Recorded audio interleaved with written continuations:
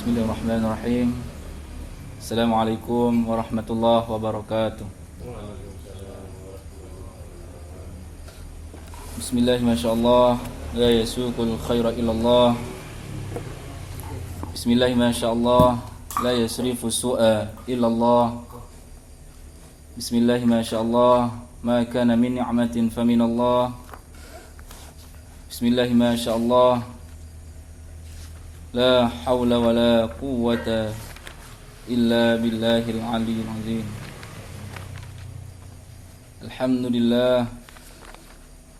Alhamdulillahi ala ihsanihi wa imanihi wa islamihi.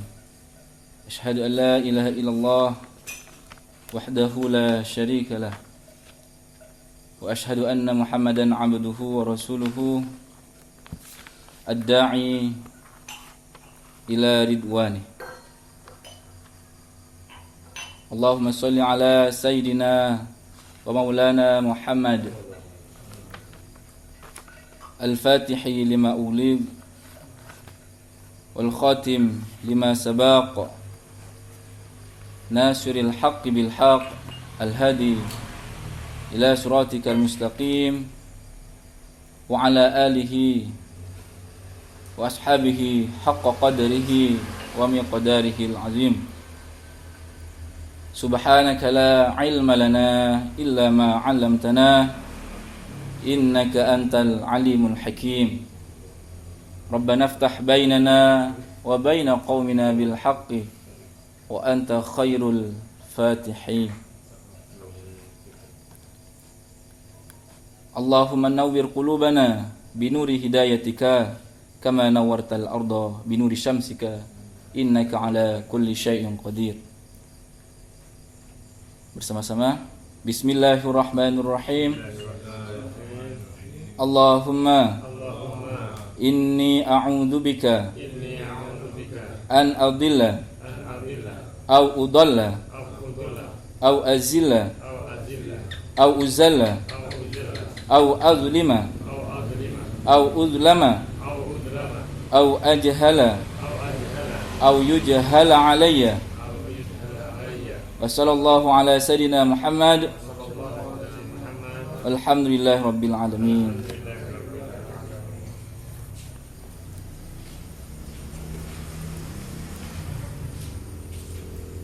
Hadirin hadirat jamaah salat maghrib rahimakumullahu jami'an. Semoga kita senantiasa dirahmati oleh Allah Subhanahu wa taala. Alhamdulillah, sampai detik ini kita masih diberikan kesempatan oleh Allah untuk meningkatkan, untuk memperbaiki kualitas ketakwaan kita di dalam menghambakan diri kepadanya. Dan semoga dengan kita duduk bersama di majelis ini, Allah menurunkan ridhonya, petunjuk, bimbingannya kepada kita semua, sehingga kita selamat, bahagia di dunia hingga di akhirat nanti. Amin Allahumma amin. Pada kesempatan kali ini kita meneruskan taklim yang sebelumnya, yaitu pada kesempatan kali ini kita akan membaca hadis yang mana pada musannif menuliskan pada kitabnya, yaitu Syekh Nawawi, babun fi bayati kasrati turukil khair, yaitu bab yang akan kita baca pada kesempatan kali ini, yaitu bab tentang banyaknya jalan-jalan kebaikan yang bisa kita tempuh, bisa kita raih. Allah Subhanahu wa taala berfirman, A'udzu billahi minasyaitonir rajim. Bismillahirrahmanirrahim. faman ya'mal mithqala dzarratin khairan yarah wa man ya'mal mithqala dzarratin syarran yarah. Maksud dari ayat tersebut yaitu setiap amal perbuatan baik benar maupun tidak benar, perbuatan yang soleh maupun yang tidak soleh, itu semua dilihat dan dicatat oleh Allah Subhanahu wa ta'ala, sekecil apapun itu. Ayat ini menuliskan seberat zarrah. Zarrah artinya adalah benda yang paling terkecil, tidak terlihat oleh mata sekalipun.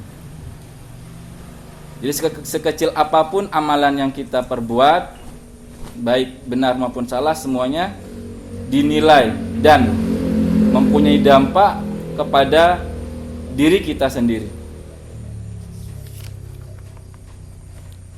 Man amila sholihan falinafsi. Setiap perbuatan-perbuatan falinafsihi, kembali kepada diri kita masing-masing. Dan sholat kita, puasa kita, ibadah-ibadah kita yang lain, sejatinya bukan karena Allah membutuhkan itu, tidak. Akan tetapi kitalah yang butuh akan apa yang telah diperintahkan kepada kita semua.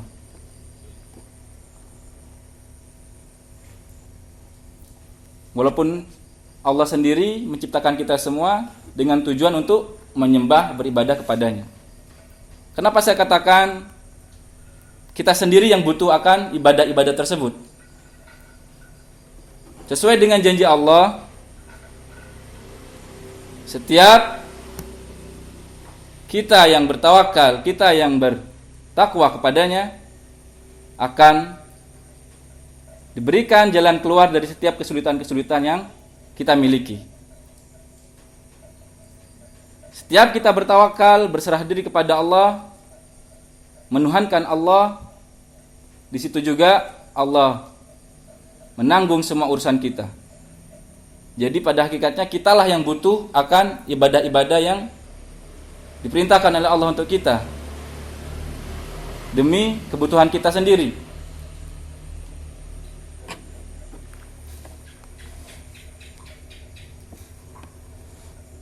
Dan tentunya ibadah sangatlah banyak. Pada bab kali ini kita akan membahas amal-amal yang sepele tapi sangat mempunyai dampak yang luar biasa bagi orang yang melaksanakannya, mengamalkannya.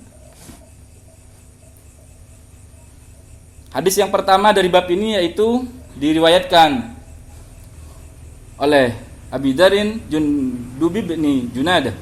Jadi seorang sahabat, ya, Abu Dzar Al-Ghifari, ya, nama lengkapnya Al-Ghifari itu sebuah suku yang dimana suku itu memang terkenal pada zamannya suka melakukan perampokan, misalkan hal-hal yang tidak terpuji. Nah, Abu Dzar ini berasal dari suku tersebut. Tetapi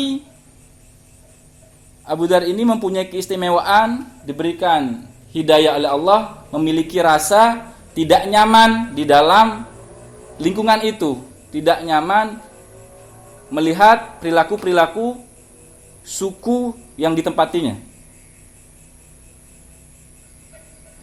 Sehingga pada suatu saat Abu Dzar ini bertemu kepada Rasulullah sallallahu alaihi wasallam. Apa yang dikatakan oleh Abu Dzar Al-Ghifari ini? Qultu ya Rasulullah, wahai Rasulullah, Ayyul a'mali afdal. Kata Abu Dzar, wahai Rasulullah, tunjukkan aku, beritahu aku amalan yang paling utama yang bisa aku lakukan. Maka Rasulullah pun menjawab, qalal imanu. Rasulullah menjawab, yang pertama adalah iman. Al-imanu billah wal jihadu fi sabilillah. Dan berjihad di jalan Allah. Berjuang, beramal sesuai dengan apa yang diridhoi oleh Allah Subhanahu wa taala.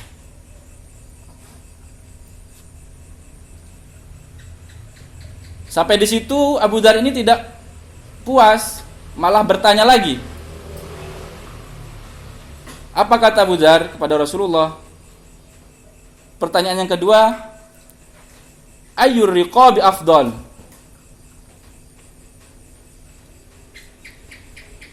Tunjukkan aku, kata Abu Dzar kepada Rasulullah, memerdekakan hamba sahaya yang seperti apa yang paling utama, wahai Rasulullah? Hamba sahaya itu adalah budak ya, bahasa lainnya budak. Tapi kalau zaman sekarang tidak ada perbudakan ya. Karena kita sudah memiliki hak asasi manusia. Dan pada waktu itu juga memang perbudakan ini tidak diterima oleh Islam. Tapi dikit demi sedikit perbudakan ini terhapuskan juga. Maka pada waktu itu Rasulullah sangat gentar-gentarnya menyuruh, menghimbau kepada umatnya untuk memerdekakan budak, memerdekakan hamba sahaya. Nah, itulah yang ditanyakan, memerdekakan hamba sahaya yang seperti apa yang paling utama? Artinya membebaskan orang dari statusnya menjadi budak tersebut. Rasulullah menjawab atas pertanyaan Abu Dzar tadi. Qala anfasuha 'inda ahliha wa aktsaruha samanan. Menjawab pertanyaan tentang budak tadi, pertanyaan Abu Dzar tadi, Rasulullah menjawabnya, jika kamu ingin memerdekakan budak, carilah budak yang paling disayangi dan paling mahal harganya.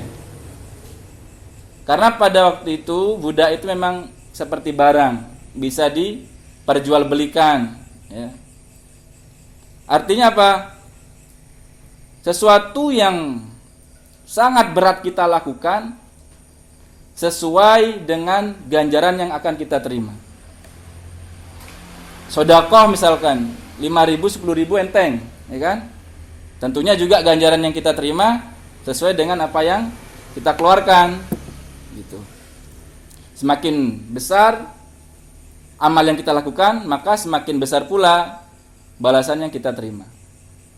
Oleh karena itu Rasulullah menjawab, jika kamu ingin memerdekakan hamba sahaya, carilah hamba sahaya atau budak yang paling mahal harganya dan itu paling disukai oleh majikannya. Itulah bebaskan. Nah, mendengar jawaban itu, Abu Dzar berkata kepada Rasulullah sallallahu alaihi wasallam. Apa jawaban beliau? Fa illam af'al. Jika seperti itu aku tidak mampu, gitu ya. Tidak memiliki biaya yang cukup untuk melakukan hal tadi. Maka Rasulullah pun melanjutkan, qala Rasulullah sallallahu alaihi wasallam, tu'inu shani'an aw tasna'u li akhraqa. Ya. Jika kamu tidak mampu untuk memerdekakan hamba sahaya tadi yang paling mahal, yang paling disukai oleh majikannya, maka bantulah orang-orang yang bekerja gitu. Bantulah orang-orang yang bekerja. Atau buatlah dirimu sendiri untuk melakukan hal-hal kebaikan. Sibukkanlah diri kamu dengan hal-hal kebaikan tadi. Jika tidak mampu. Maka Abu Dzar melanjutkan pertanyaannya, "Ya Rasulullah, ara'aita in dha'uftu an ba'dil amal?" Wahai Rasulullah, engkau kan sudah tahu aku ini sangatlah lemah untuk melakukan amal tadi gitu.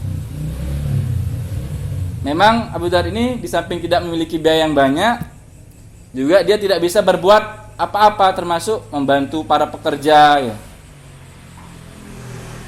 Menjadikan dirinya untuk bisa membuka lapangan kerja itu tidak bisa. Nah, terakhir apa jawaban beliau Rasulullah SAW? Tadi yang pertama, iman kepada Allah dan jihad fisabilillah. Terus memerdekakan hamba sahaya, budak tadi Abu Dzar nggak bisa juga. Dan memberi bantuan kepada orang untuk bisa bekerja tidak bisa juga. Jadi apa yang kamu bisa? Gitu kan? Maka Rasulullah memberikan saran yang terakhir kepada Abu Dzar tadi, takuffu syarraka 'anin nas. Ya. Fa innaha shadaqah minka 'ala nafsik. Yang artinya apa? Jika semua tadi itu tidak kamu lakukan, tidak mampu untuk kamu lakukan, maka cukuplah untuk kamu itu menahan diri dari perbuatan-perbuatan jelek yang dilakukan kepada orang lain. Jadi walaupun gak manfaat untuk orang banyak, ya katakanlah seperti itu, gak bisa memberikan manfaat kepada orang banyak, ya lebih baik diam dengan tidak merugikan orang lain. Gitu. Itu sudah sangat dinilai.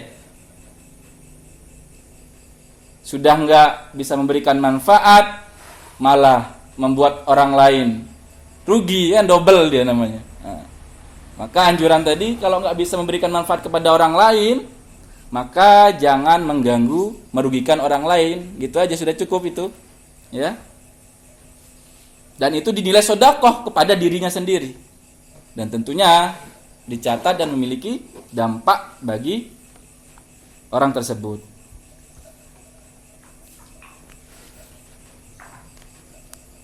Artinya apa?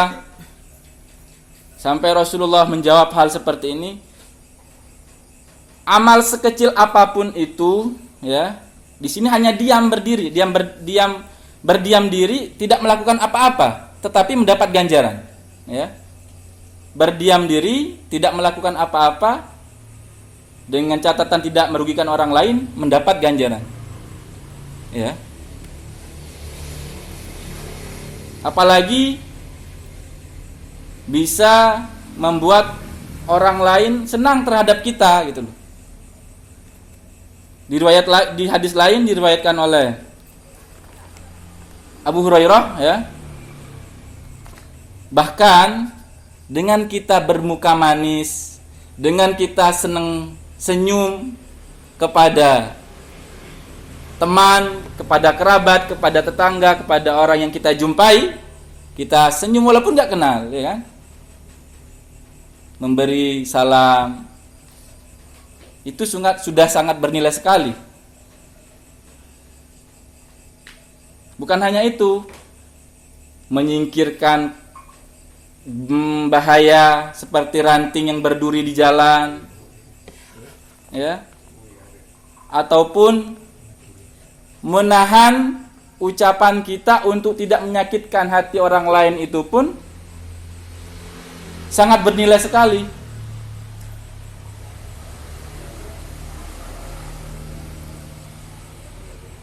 Ada suatu cerita seorang pemuda musafir, ya, yang sedang kehausan dan mencari air Singkat cerita, pemuda ini, musafir ini menemukan sebuah sumur. Dan langsung saking hausnya pemuda ini turun ke dalam sumur tersebut untuk mengambil air agar bisa diminumnya.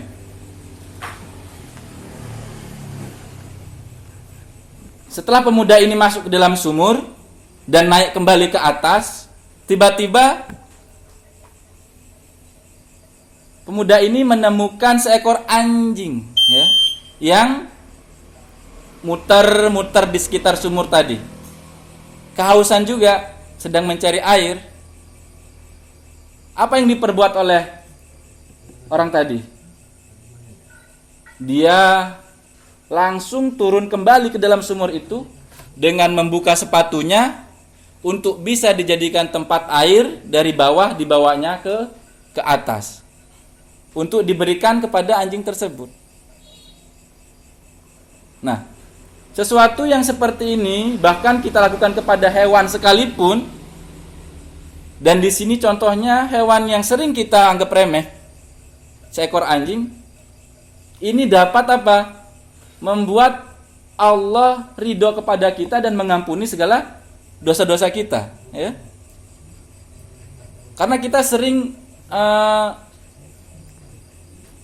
terlupakan atau dilalaikan dengan urusan-urusan yang seperti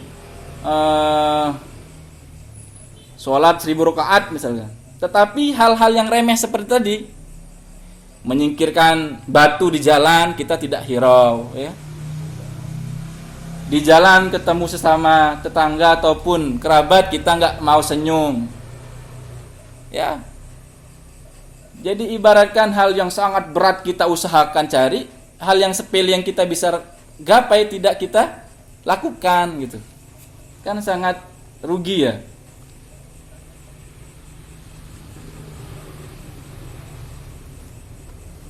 Bahkan Abu Dzar juga meriwayatkan sebuah hadis, qala Nabi sallallahu alaihi wasallam, uridat alayya a'malu ummati.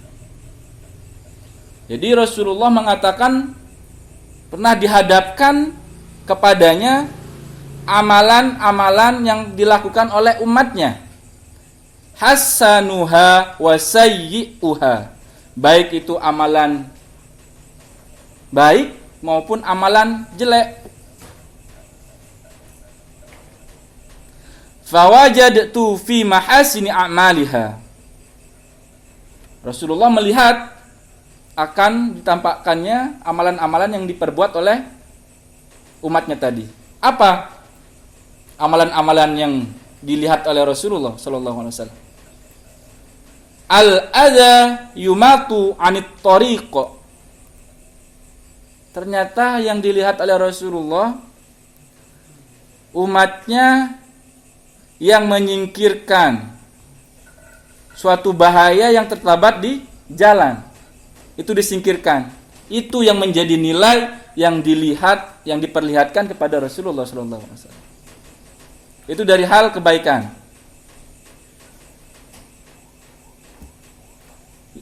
Wasayuha, sedangkan yang jelek apa?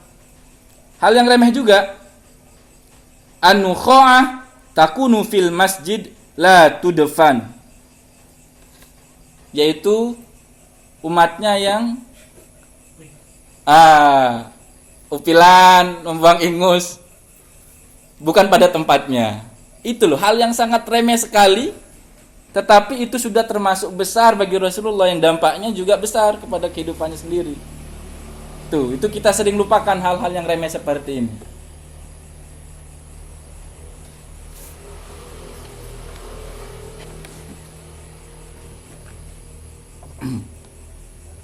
Berbicara ceplas-ceplos sebaunya sendiri juga sering kita lakukan. Padahal Rasulullah juga menganjurkan wal kalimatut thayyibah shadaqah. Setiap ucapan-ucapan baik yang kita keluarkan dari lisan kita ini apa? Shadaqah, itu bernilai shadaqah ternyata, ya. wa bikulli khatwatin tamshiha ila sholati shadaqah. Jadi berjalannya kita dari rumah menuju ke tempat sholat itu dinilai sedekah. Dan ada suatu cerita pada zaman Rasulullah, seorang sahabat yang memiliki rumah jauh dari tempat sholatnya, jauh dari musolah lah katakan. Musolahnya di sini, rumahnya di Ketuk-tuk. Nah, sahabat ini ingin pindah rumah agar lebih dekat kepada tempat yang biasa dia tempati untuk sholat tadi.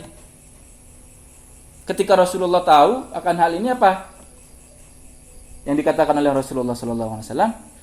Malah orang ini tidak diberikan untuk pindah. Tetap aja kamu rumahnya di sini. Justru dengan kamu seperti ini, setiap langkah dari kakimu itu membuahkan pahala. Ya. Artinya apa? Semakin berat kita lakukan sebuah amalan-amalan yang diridhai Allah, maka disitulah juga semakin besar ganjaran yang kita terima.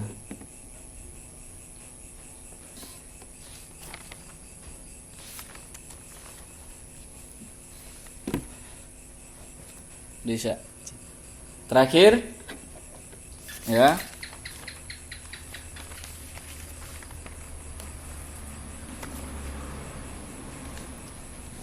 Hadis yang selanjutnya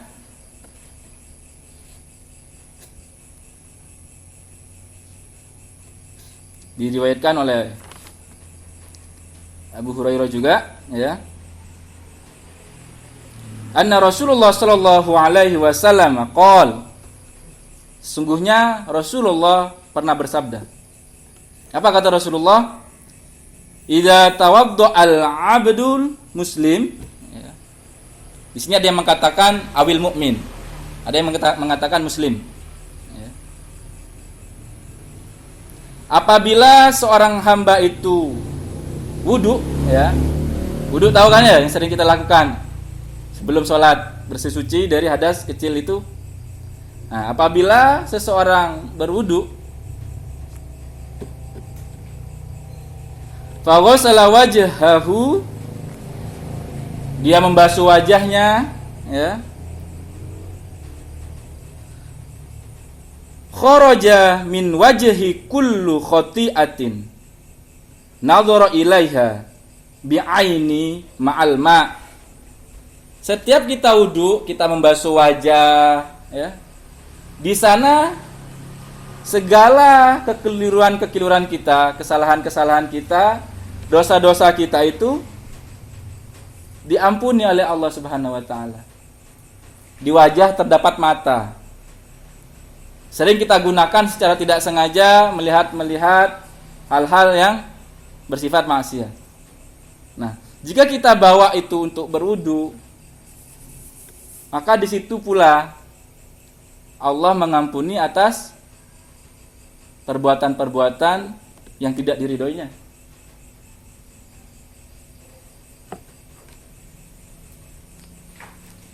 Fa idza ghassala yadayhi kharaja min yadayhi kullu khati'atin. Dan ketika kita juga membasuh tangan kita, setiap perbuatan dosa yang pernah kita lakukan dengan tangan yang kita miliki diampuni oleh Allah Subhanahu wa taala.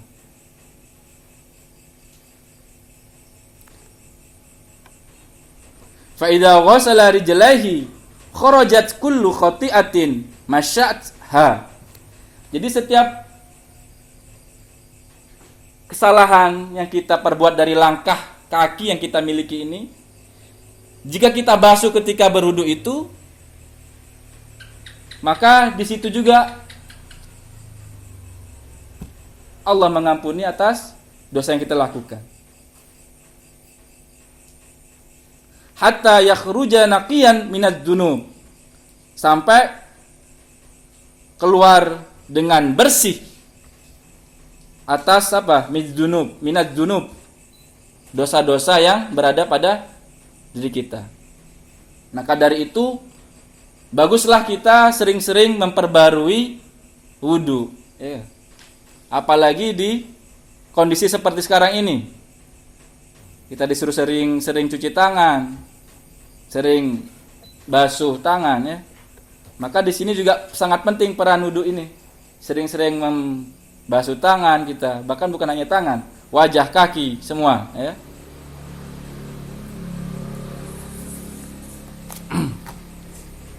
Ini yang bisa kita kaji pada kesempatan kali ini. Semoga bermanfaat bagi kita semua. Kita akhiri dengan pembacaan hamdalah dan kafaratul majlis. Alhamdulillahirabbil alamin. Subhanakallahumma bihamdika asyhadu an la ilaha illa anta astaghfiruka wa atubu ilaik. Wassalamualaikum warahmatullahi wabarakatuh.